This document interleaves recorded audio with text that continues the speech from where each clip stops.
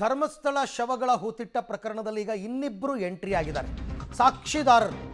ಈ ಧರ್ಮಸ್ಥಳ ಪ್ರಕರಣಕ್ಕೆ ಈಗ ಮತ್ತೊಂದು ಟ್ವಿಸ್ಟ್ ಏನಂದ್ರೆ, ಅನಾಮಿಕ ದೂರುದಾರನ ಕುರಿತು ಮತ್ತಿಬ್ಬರು ಸಾಕ್ಷ್ಯ ಹೇಳೋದಕ್ಕೆ ಬಂದಿದ್ದಾರೆ.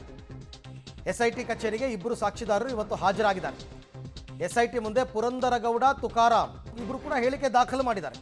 ಅವ್ರು ಹೇಳೋದೇನೆಂದರೆ, ಈತ ಶವ ಹೂಳೋದನ್ನು ನಾವು ಆಗಲೇ ನೋಡಿದ್ದೀವಿ.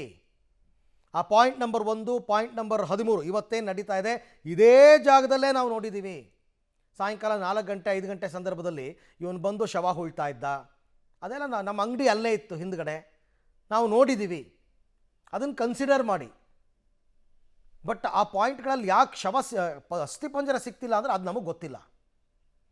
ಒಬ್ಬನ ಹೇಳಿಕೆ ಇದು, ಇನ್ನೊಬ್ಬ ಹೇಳ್ತಾನೆ ನಾವು ಯಾರ ಮೇಲೂ ಆರೋಪ ಮಾಡ್ತಿಲ್ಲ, ಬಟ್ ಶವ ಹೂತಿರೋದು ನೋಡಿದ್ದೀವಿ ಅಂತ ಆತ ಹೇಳ್ತಾ ಇರೋದು. ಪಾಯಿಂಟ್ ನಂಬರ್ 1 ಬಳಿ ನನ್ನ ಅಂಗಡಿ ಇತ್ತು. ನೇತ್ರಾವತಿ ತಟದಲ್ಲಿ ನಾನು ವ್ಯಾಪಾರ ಮಾಡಿಕೊಂಡಿದ್ದೆ, ಆಗ ನೋಡಿದ್ದೀನಿ ಅಂತ. ಅಂಬಾಸಿಡರ್ ಕಾರ್ನಲ್ಲಿ ಬಂದು ಹೆಣ ಹೂತಿದ್ದನ್ನು ನಾನೇ ನೋಡಿದ್ದೀನಿ. ಪೊಲೀಸರು, ವೈದ್ಯರು ಯಾರೂ ಇರ್ತಿರ್ಲಿಲ್ಲ, ಇವನೊಬ್ಬನೇ. 104 ಜನ ಕಾರ್ಮಿಕರು ಶವ ತಂದು ಹೂಳ್ತಾ ಇದ್ರು, ಬಟ್ ಅವ್ರು ಯಾರು ಅಂತ ನಂಗೆ ಗೊತ್ತಿಲ್ಲ. ಅಂದು ಅದೆಲ್ಲವನ್ನು ಹೇಳೋದಕ್ಕೆ ನನಗೆ ಭಯ ಇತ್ತು. ಪಾಯಿಂಟ್ 13ರಲ್ಲೂ ಶವ ಹೂತಿದ್ದನ್ನು ನಾನು ನೋಡಿದ್ದೀನಿ ಅಂತೆಲ್ಲ ಒಂದಷ್ಟು ಮಾತಾಡಿದ್ದಾರೆ ಪಬ್ಲಿಕ್ ಟಿವಿ ಜೊತೆ. ಅನಾಮಿಕ ದೂರುದಾರ ನಾವು ನೋಡಿದ ವ್ಯಕ್ತಿಯಂತೆಯೇ ಇದ್ದ. ಈಗ ಮಾಸ್ಕು ಗಿಸ್ಕು ಎಲ್ಲ ಹಾಕ್ಕೊಂಡಿದ್ದಾನೆ, ಬಟ್ ಹೈಟು ವೆಯ್ಟು ಪರ್ಸ್ನಾಲಿಟಿ ನೋಡಿದ್ರೆ ಅವನೇ ಇವನು ಅಂತ ನಮಗೆ ಡೌಟ್ ಬರ್ತಾ ಇದೆ ಅಂತೆಲ್ಲ ಅವರು ಮಾತನಾಡಿದ್ದಾರೆ. ಓಪನ್ ಆಗೇ ಮಾತನಾಡಿದ್ದಾರೆ, ಮುಚ್ಚುಮರೆ ಏನೂ ಇಲ್ಲ ಅಂತ. SIT ಮುಂದೆ ಹೇಳಿಕೆ ಕೂಡ ದಾಖಲು ಮಾಡಿದ್ದಾರೆ. ಮುಂದಿನ ದಿನಗಳಲ್ಲಿ SIT ಅವರು ಇವ್ರನ್ನ ಸಾಕ್ಷಿಯಾಗಿ ಪರಿಗಣಿಸ್ತಾರಾ ನೋಡೋಣ. ಅನಾಮಿಕ ವ್ಯಕ್ತಿ ಈಗಾಗಲೇ ದೂರು ಕೊಟ್ಟು ಆ ಬಗ್ಗೆ ಡಿಟೇಲ್ ಆಗಿ ತನಿಖೆ ಆಗ್ತಾ ಇದೆ. ಈ ನಡುವೆ ಇಬ್ಬರು ಸಾಕ್ಷಿದಾರರು ಬಂದಿರುವಂಥದ್ದು ಬೆಳ್ತಂಗಡಿಯ SIT ಪೊಲೀಸ್ ಠಾಣೆಗೆ. ನಮ್ಮ ಜೊತೆ ಇಬ್ಬರು ಕೂಡ ಇದ್ದಾರೆ.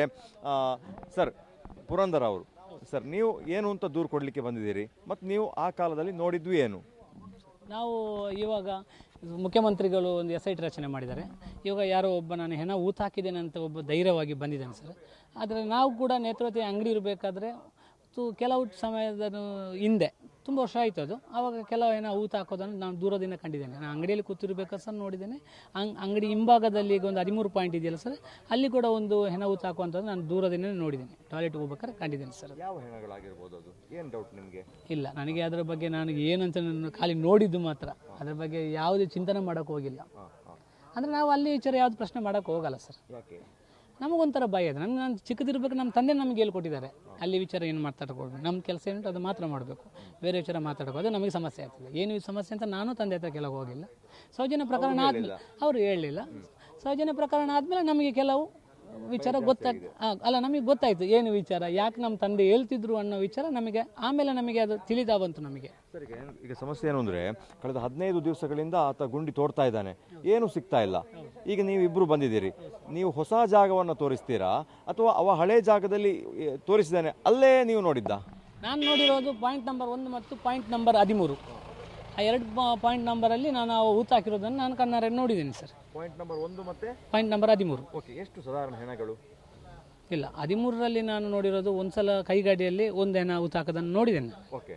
ಮತ್ತು ಕೆಲವು ನನಗೆ ನೆನಪಿಲ್ಲ, ಅಂದರೆ ತುಂಬ ವರ್ಷದಿಂದ ನಾವು ಅದರ ಬಗ್ಗೆ ನಮಗೆ ಯಾವ ನೆನಪು ಉಳಿಬೇಕಂತಿದ್ರೆ ನಾವು ಅದರ ಬಗ್ಗೆ ಗಮನ ಕೊಡಬೇಕು. ಅವು ಏನು ಮಾಡ್ತಿದ್ದೇನೆ ನೋಡುವ ಅಂತಿದ್ರೆ ನಾವು ಎಷ್ಟು ಮಾಡ್ತಿದ್ದೇನೆ ಅದರ ಬಗ್ಗೆ ನಾವು ಯೋಚನೆ ಮಾಡಿದರೆ ಮಾಮೂಲಿ ನೋಡಿದ ನೆನಪುಗಳನ್ನು ನಾವು ಹೇಳ್ತೀವಿ ಸರ್. ಅಲ್ಲಿ ಒಂದು ಹಾಕಿದ್ದನ್ನು ನೋಡಿದ್ದೇನೆ. 1ನೇ ಪಾಯಿಂಟಲ್ಲಿ ಅಲ್ಲಿ ಕೂಡ ಹಾಕೋದು ಅಲ್ಲಿ ಅದು ಕೆಲವು ಟೈಮ್ ನೋಡಿದ್ದೇನೆ ಸರ್.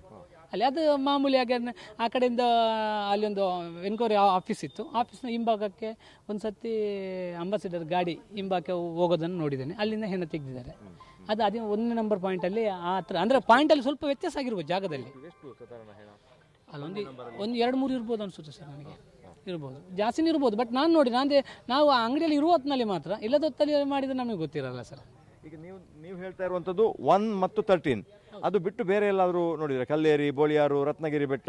ಇಲ್ಲ ಸರ್, ನೋಡಲಿಲ್ಲ, ಅಲ್ಲಿ ನೋಡಲಿಲ್ಲ ನಾನು. ಇಲ್ಲಿ ಈಗ ಏನು ನೀವು ಹೇಳಲಿಕ್ಕೆ ಬಂದಿದ್ದೀರಿ ಪೊಲೀಸರಿಗೆ? ನಾನು ಮೊನ್ನೆ 6ನೇ ತಾರೀಕಿಗೆ ಕಂಪ್ಲೇಂಟ್ ಕೊಟ್ಟಿದ್ದೆ. ಆ ವಿಚಾರವಾಗಿ ನಮ್ಮನ್ನು ಎನ್ಕ್ವೈರಿ ಕರೀಲಿಲ್ಲ. ಆ ವಿಚಾರ ಒಂದ್ಸಲ ಕೇಳೋಣ ಅಂತ ಹೇಳಿ. ಯಾಕಂದರೆ ಈಗ ಅಲ್ಲಿ ಹೆಣ ಸಿಗಲಿಲ್ಲ. ಆದರೆ ಅವ ಈಗ ಅನ್ಸ್ಕೊಡು ಅವ ಸುಳ್ಳು ಹೇಳ್ತಿದ್ದಾನೆ ಅಂತ. ಆದರೆ ಸುಳ್ಳು ಹೇಳ್ತಿದ್ದಾನೆ ಅಂತ ನಾವು ನೋಡಿದ್ದೀವಲ್ಲ ಸರ್, ನಾವು ನೋಡಿ ಅವ ಊತಾಕಿದ್ದಾನೆ ನೋಡಿದ್ದೇನೆ ಅಂತ ಅನ್ನೋ ವಿಚಾರಕ್ಕೆ ನಾವು ಬಂದಿದ್ದೇನೆ ಸರ್. ಅಲ್ಲ, ಈಗ ಚರ್ಚೆ ಇರೋದು ಅವ ಯಾರು ಅಂತಲೇ ಗೊತ್ತಿಲ್ಲ. ರೈಟ್, ಇದು ಪುರಂದರಗೌಡ ಅಂತನ್ಬಿಟ್ಟು ಈತ ಮಾತನಾಡ್ತಾ ಹಲವಾರು ವಿಚಾರ ಹೇಳಿದ್ದಾನೆ. ಅಂಗಡಿ ಇತ್ತು, ಅಂಗಡಿ ಹತ್ರ ನಾನು ನೋಡ್ತಾ ಇದ್ದೆ ಅಂತ. ಬಟ್ ಈ ಪ್ರಕರಣದ ತನಿಖೆಯ ಸಂದರ್ಭದಲ್ಲಿ SIT ಅವರು ಈತನನ್ನು ಹೇಗೆ ಬಳಸ್ಕೊತಾರೆ ಅಂತಕ್ಕಂಥದ್ದು ಬಹಳ ಮುಖ್ಯವಾದ ವಿಚಾರ.